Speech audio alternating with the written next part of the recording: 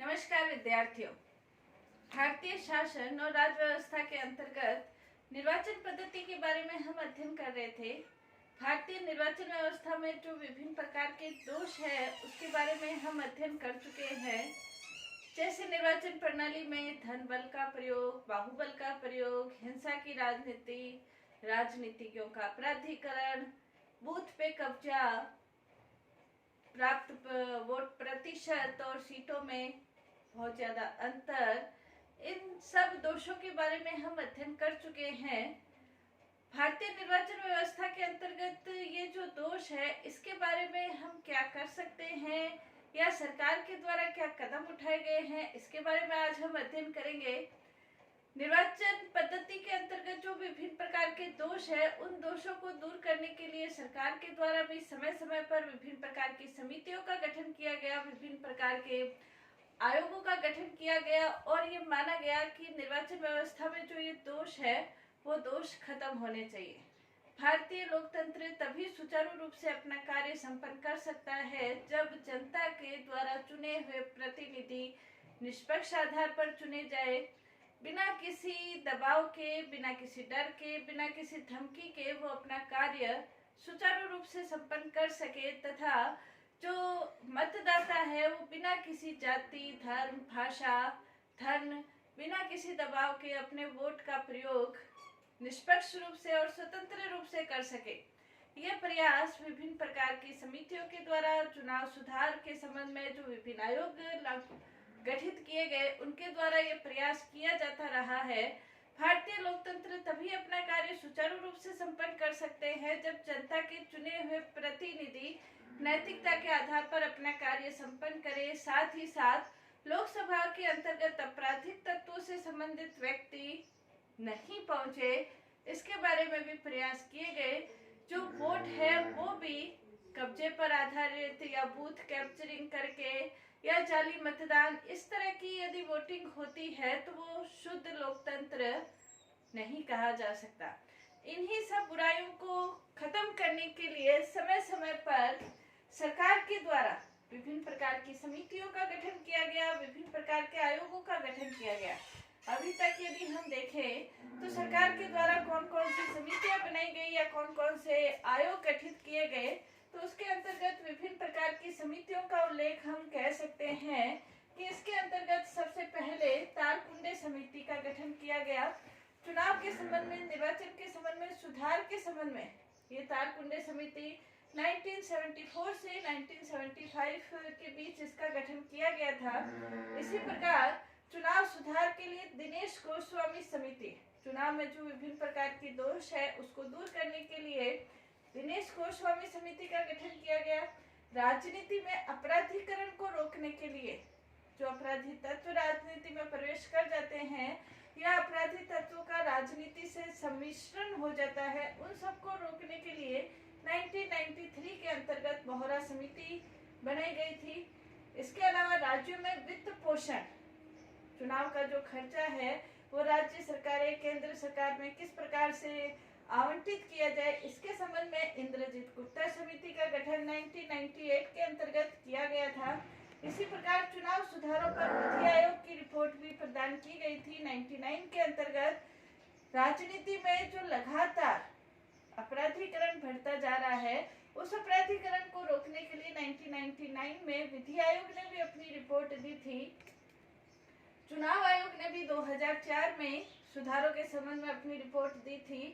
शासन में नैतिकता किस प्रकार से स्थापित हो, सिर्फ उम्मीदवारों का लक्ष्य चुनाव जीतना ही हो ये नहीं होना चाहिए, बल्कि शासन के अंतर्गत नैतिकता किस प्रकार से स्थापित की जाए, इसके लिए वीरप्पा मोइला समिति का गठन 2007 के अंतर्गत किया गया था। चुनाव सुधार पर 2010 के अंतर्गत तनखा समिति का गठन किया गया था। इन सभी समितियों ने समय समय पर अपने चुनाव सुधार के संबंध में अपनी रिपोर्ट प्रेषित की थी और रिपोर्ट प्रेषित करने के बाद उन्होंने चुनाव सुधार के संबंध में कुछ नियम बताए थे। हालांकि इनके जो चुनाव सुधार के संबंध में कुछ बातें बताई गई थी, कुछ चुनाव सुधारों को लागू किया गया और कुछ चुनाव सुधारों को लागू करने की दिशा में प्रयास जारी है। तो जो चुनाव सुधारों को लागू किया गया और चुनाव सुधार जो लागू करने हैं, चुनाव सुधार कौन कौन से चुनाव सुधार लागू किए गए, इसके बारे में अध्ययन करने के लिए हम इसको दो भागों में बांट सकते हैं। पहले हम उनका अध्ययन करेंगे जो सन 2000 से पहले जो चुनाव सुधार किए गए, और दूसरे भाग के अंतर्गत हम उन सुधारों को लेंगे जो 2000 के बाद सुधार किए गए। तो अब तक निर्वाचन व्यवस्था में क्या क्या सुधार हो चुके हैं उसके बारे में हम अध्ययन करेंगे। तो पहला इसके अंतर्गत 2000 से पहले के कौन कौन से सुधार है, तो इसके बारे में सबसे पहले हम देख सकते हैं कि वोट देने की जो आयु है, पहले हम सभी जानते हैं कि भारत ने स्वतंत्रता प्राप्ति के बाद वयस्क मताधिकार प्रणाली शुरू की थी। वयस्क मताधिकार के आधार पर प्रत्येक 21 वर्ष की आयु प्राप्त प्रत्येक व्यक्ति को वोट देने का अधिकार था, लेकिन बाद में इसमें संशोधन करते हुए 1988 के अंतर्गत 61वां संविधान संशोधन हुआ था, जिसके अंतर्गत वोट देने की जो आयु है वो 21 वर्ष से घटाकर 18 वर्ष कर दी गई। यानी कि ऐसे बहुत से युवा मतदाता अब वोट देने के हकदार हो गए जिन्होंने 18 वर्ष की आयु प्राप्त कर ली हो। और ये एक चुनाव सुधार की दिशा में एक बहुत बड़ा कदम था कि 18 वर्ष की आयु प्राप्त व्यक्ति भारतीय लोकतंत्र के लिए अपनी भावनाओं को उजागर कर सकता है, और इसलिए 18 वर्ष की आयु प्राप्त प्रत्येक व्यक्ति को वोट देने का अधिकार दिया गया। दूसरा इसके अंतर्गत परिवर्तन ये किया गया कि चुनाव आयोग में प्रतिनियुक्ति जो अधिकारी है उनकी नियुक्ति चुनाव आयोग के अंतर्गत की गई।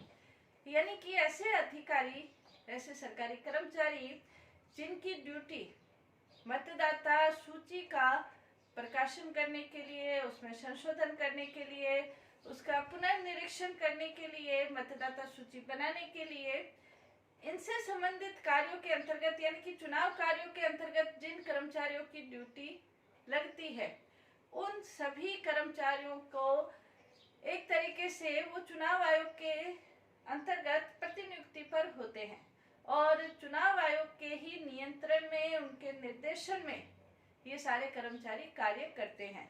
यानी कि सरकारी कर्मचारी चाहे वो किसी भी विभाग से हो, लेकिन चुनाव कार्यक्रम के समय चुनाव आयोग की प्रतिनियुक्ति पर ही ये कार्य करते हैं, ताकि ये जो कर्मचारी है ये बिना किसी दबाव के, बिना किसी डर के स्वतंत्र रूप से चुनाव आयोग के नियंत्रण और निर्देशन में रहते हुए कार्य कर सके, इसके लिए ये व्यवस्थाएं की गई। इसके अलावा प्रस्तावकों की संख्या में वृद्धि की गई।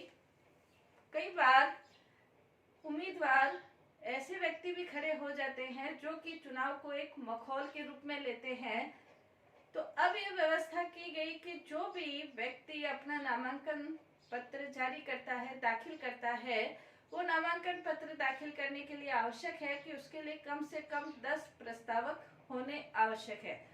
पहले 1 या 2 प्रस्तावक होते थे, जिसके कारण से कई बार ऐसे व्यक्ति जिनके जीतने की उम्मीद तो नहीं होती थी, लेकिन एक मखौल के रूप में वो चुनाव में खड़े हो जाते थे। तो इसलिए प्रस्तावकों की संख्या में भी वृद्धि की गई, ताकि ऐसे व्यक्ति चुनाव में खड़े नहीं हो सके जो कि चुनाव को सीरियस नहीं लेकर एक मखौल के रूप में लेते हैं। नेक्स्ट इसके अंतर्गत इलेक्ट्रॉनिक वोटिंग मशीन ईवीएम का प्रयोग किया गया।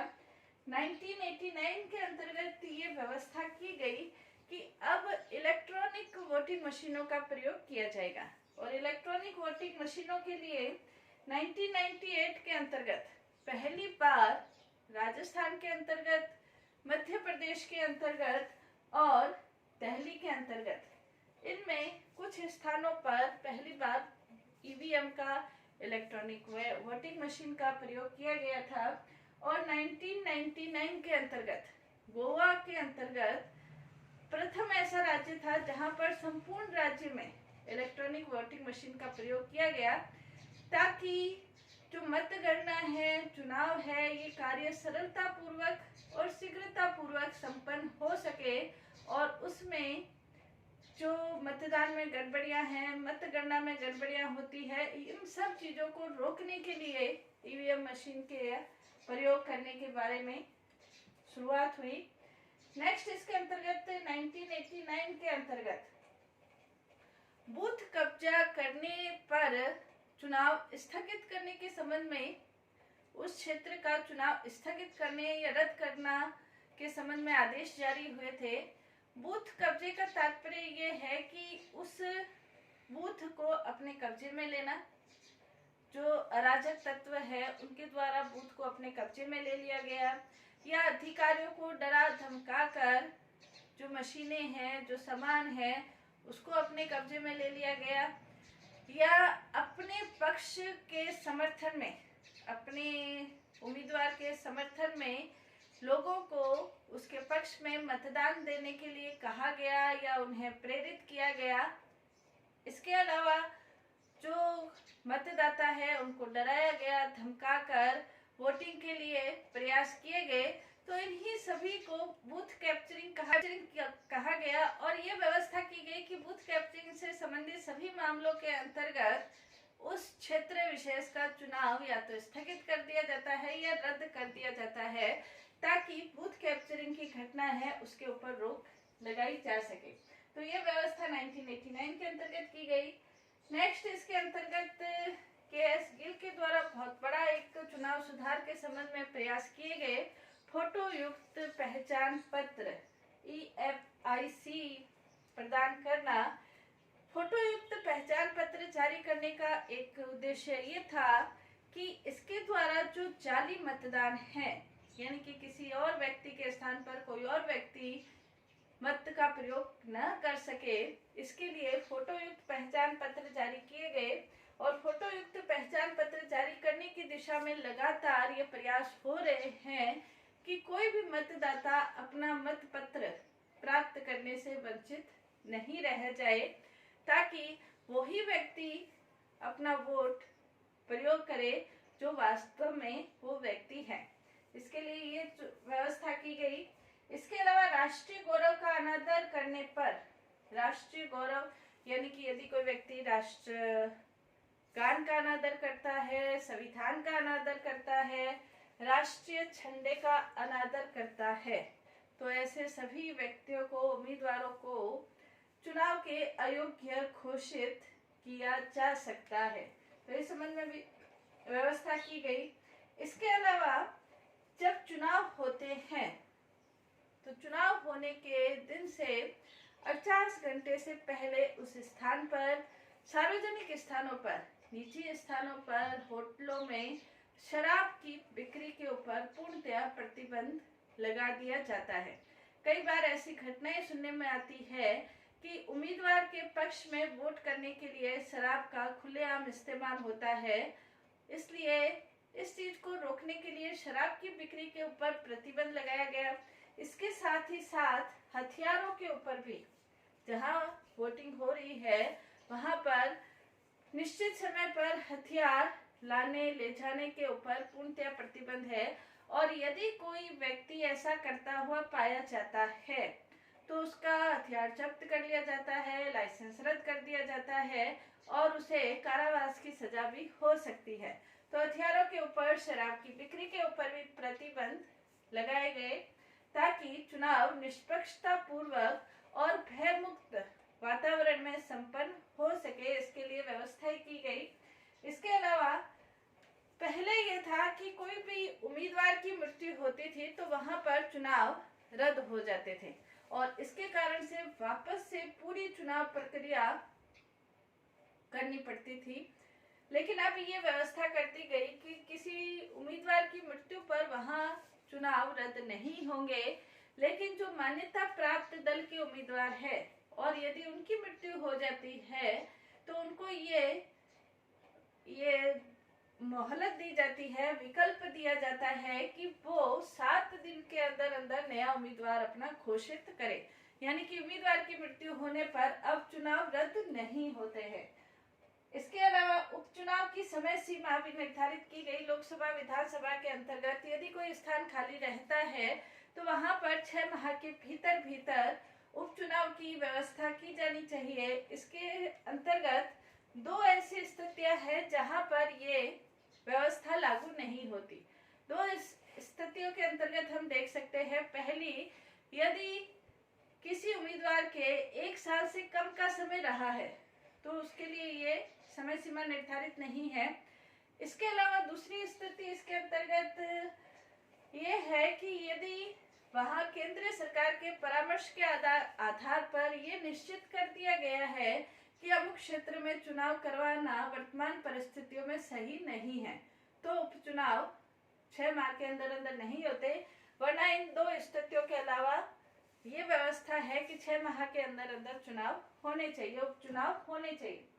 नेक्स्ट है मतदान के दिन कर्मचारियों को अवकाश दिया गया।